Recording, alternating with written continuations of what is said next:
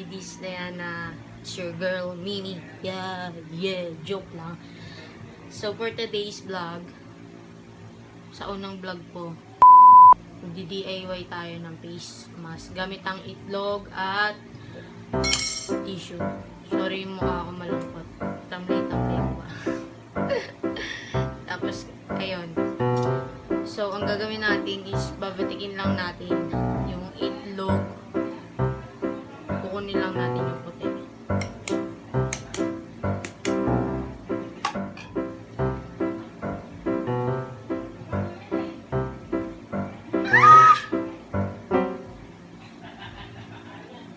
Kamali ata ako. Wait lang mga zizams.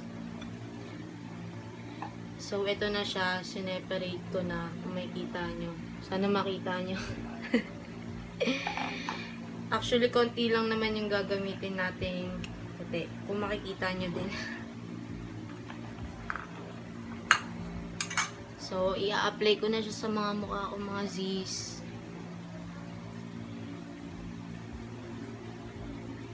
Wait lang pala, itatali ko lang buhok.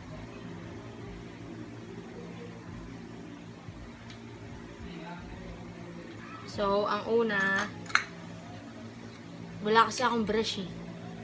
Pahid-pahid na lang tayo sa mukha. Gamit ang kutsara. Usable naman siya.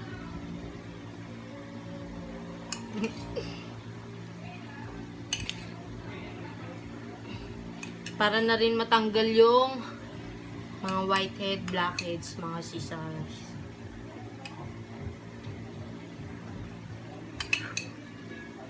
Actually, nahihirapan ako sa ginagawa ko eh.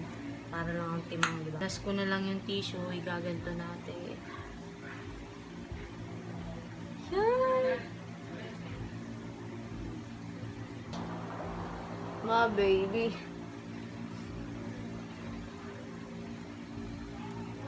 Lalagyan din natin. So, ganito na lang ginagawa ko para mas mabilis.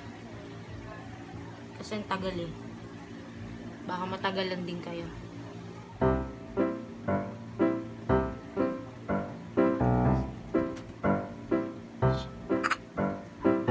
Siyempre, yung natin kakalimutan sa ilong.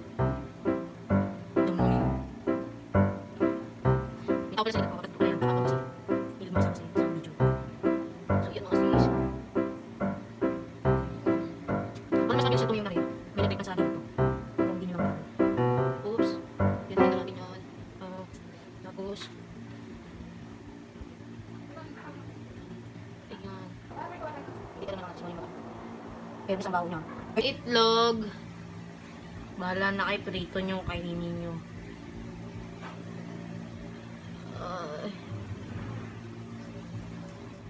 Ito mami. Nakalimutan ko lang mami. Sakay lang pala ng tissue. Tsaka ko lang. Oops, wait lang. Hindi lang kayo mga sis. Sila yun. Hindi malis sa yung mga makikita nyo. Ang ano ito. Ito din. Yan. Tapos yung natira ay pahid-pahid na natin. Para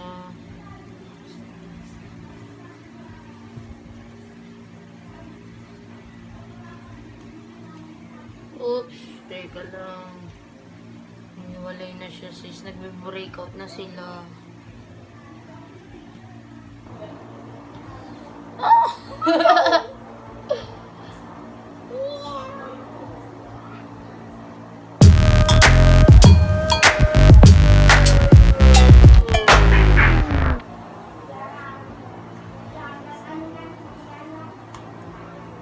Ang hirap nang walang brush. Gumamit kayong brush. So, yun. Tapos na.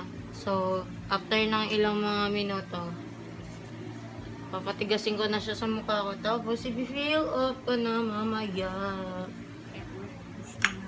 Actually, mabaho siya. Pero taste tayo mga day. First time ko to. Mukha lang ewan. The mommy. So, medyo tuyo na siya mga guys.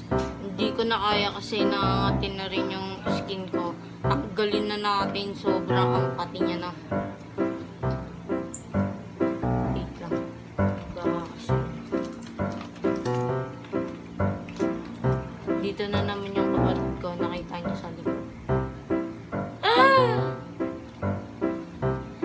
Medyo tuyo naman na siya, kaso hindi ko na kaya yung kape.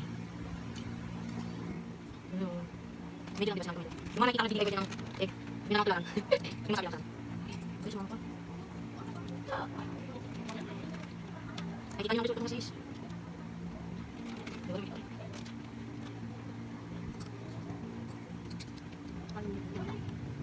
Kaya guys, mga kinakaya, may lang. Yun ang diyskincare routine. Dahil sa inyo ginagawa. Charot! Buko dito, orange sakit. Yan, medyo okay naman siya. Ewan ko lang sa mga balat nyo. Alam ko siya sa skin, pero hindi ko kasi matanggal maliit.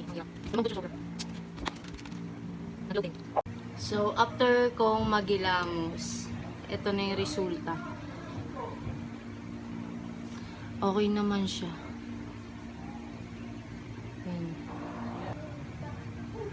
So, yun. Ito na yun.